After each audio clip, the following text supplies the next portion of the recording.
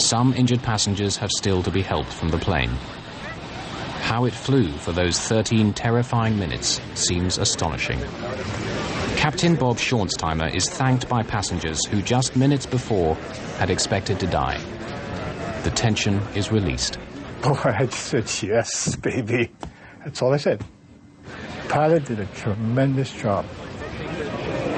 Patricia Aubrey hugs her heroine, Michelle Honda. I was crying, and of course everybody was traumatized, looking at the plane and looking at the people bleeding, and just, I kept touching myself, going, I'm here. I can't believe I'm still alive. Her last-minute impulse to switch seats saves her from injury, maybe from death. Something was telling me not to sit there, because I didn't have a good reason to move, you know. My guardian angel was tapping me on the shoulder and telling me to move. A final desperate head count by Michelle Honda confirms the crew's worst fears. C.B. Lansing, the veteran of 37 years flying for this airline, is missing. A sea search begins in the area of ocean where the explosion took place. Neither body nor wreckage are found. Jane Sato Tomita has started to recover. 7 passengers are seriously hurt, the worst injury a skull fracture. But how have the rest survived? At the moment of decompression, it's just their seatbelts which made the difference between life and death. They went poof, a loud noise, and it just, the whole thing come apart. And I personally thought we were all gone. And we were fastened, all had our seatbelts fastened. Well, most of us evidently, or would have lost a lot more. But there's something else. At the most critical moment, Maui's notorious high winds died away.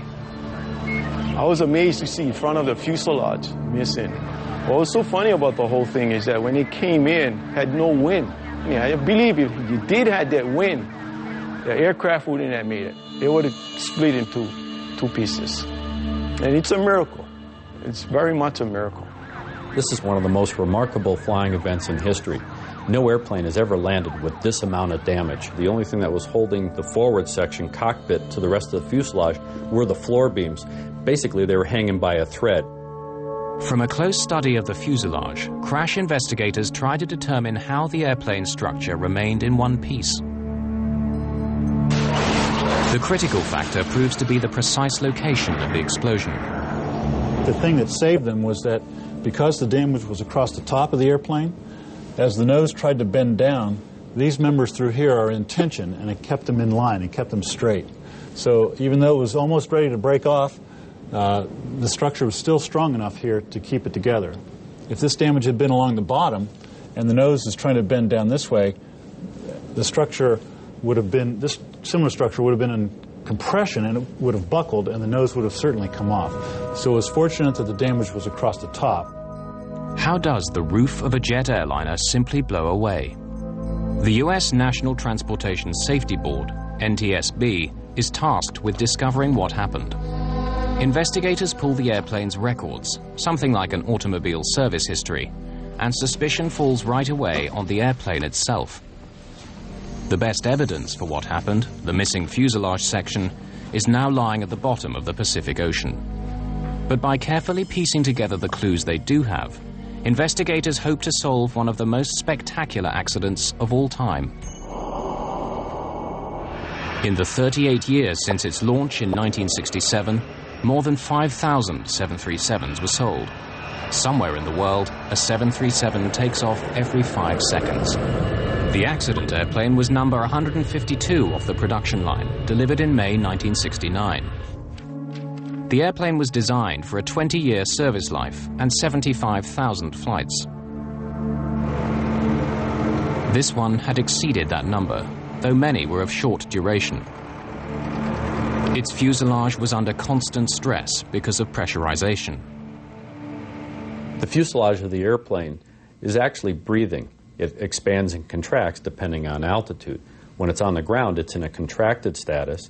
When it's at altitude, 24,000 feet, the fuselage expands. So the airplane is constantly cycling. That's pressurization. That will weaken the structure over a long period of time. And given the history of this airplane being a very high cycle airplane, That probably had something to do with weakening the structure of the fuselage. With thousands of 737s taking to the skies each day, investigators need to be certain what made this one burst apart. In Washington, D.C., Jim Wildey is one of the NTSB team who worked the case.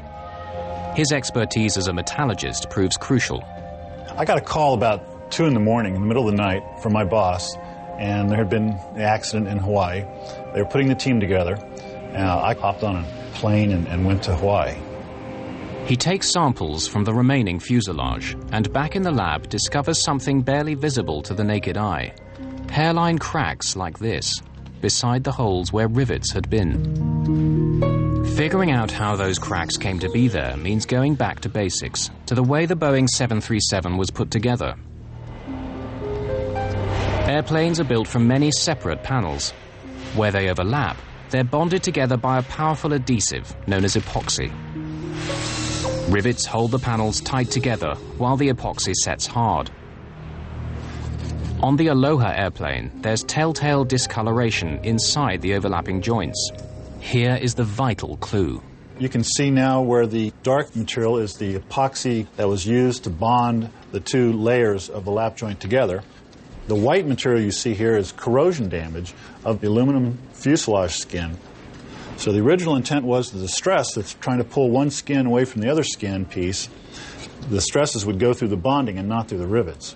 Of course, as this thing becomes disbonded, now the rivets themselves are loaded, and especially this top row of rivets, and this is the row of rivets we think that had the fatigue cracking in it that led to the eventual opening of the roof structure on the Aloha 737 airplane. The files reveal that Boeing warned airlines, including Aloha, of problems with some early 737s. If the epoxy isn't applied at exactly the right temperature, if the panels have moisture or dirt on them, the bonding can fail. In warnings and service bulletins, some issued over 15 years earlier, Boeing spells out the danger. The Hawaii climate with humid and salt-laden air helps corrosion to occur. But instead of grounding airplanes for a nose-to-tail examination, Aloha has inspectors make occasional checks, often at night, when those on duty are least alert, working under artificial light. Those tiny cracks escape detection. These cracks go unrepaired, and now you have an airplane that is a ticking time bomb. There are other problems. Boeing's service bulletins and what are called airworthiness directives issued by the Federal Aviation Administration are often difficult to understand. Airworthiness directives are very complex and read like a legal document. Aloha needed to have someone who could read that document and interpret it into plain English for the mechanics, the wrench turners. That never happened. An airplane that has been worked so hard, serviced by mechanics who don't fully understand the briefings, is a recipe for disaster. Investigators now believe they know why the airplane burst open, but they don't yet know how. I was flying back from Hawaii to Los Angeles, and while I was in the air, I got a message that we needed to interview this passenger who had apparently seen a crack as she was getting on the accident flight. You saw something as you got on this airplane, which you pointed out to your roommate. Cynthia Johnson. Yeah, Cynthia. Yeah. Talk me through it. What did you see? What I saw was to the right of the door, where the paint was white,